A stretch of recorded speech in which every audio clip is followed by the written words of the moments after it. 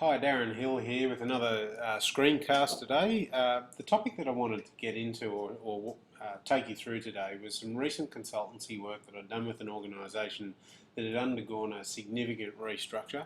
And as you can imagine, with displaced staff and a whole bunch of other, I guess, psychological issues that were in that workspace, my first intervention with them as a team I wanted to share with you. And I guess the key area was to shift or change their focus.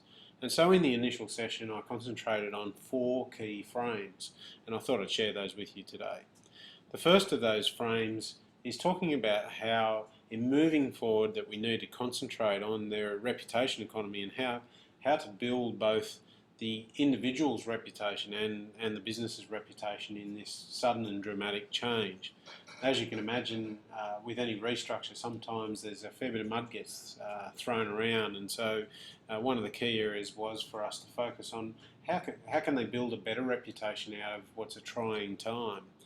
The second frame that we looked at is that in creating this new space, this new organisation, that some people would be quite happy to see it fail, as had the previous organisation, and so some of their daring measures to be successful this time around would bring attention, and rather than hide from that attention or fly underneath the radar, it was all about sticking our heads up and making sure that we did attract the right attention, because they were moving really into quite an aggressive commercial space.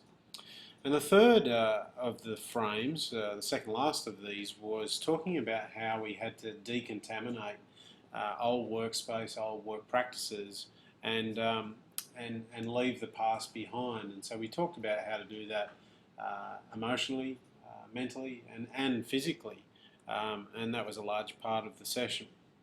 And the very last thing that we talked about in amongst that session was finding some fun back in the work. As you can imagine, in and amongst a restructure, it's a pretty trying time, pretty traumatic time, and so we concentrated on how do we get them enjoying their work all over again. And so it was those 4 key frames that led to a very successful intervention, and has since actually seen this organisation, which had posted, or basically become redundant, had now posted a positive net gain and seeing revenue of over $2 million in their first year of operation, or their first financial year of operation. So it's been enormously successful. Just thought I'd share those with you, and hopefully that's something you can take forward in the work that you're doing with other organisations. Cheers and bye.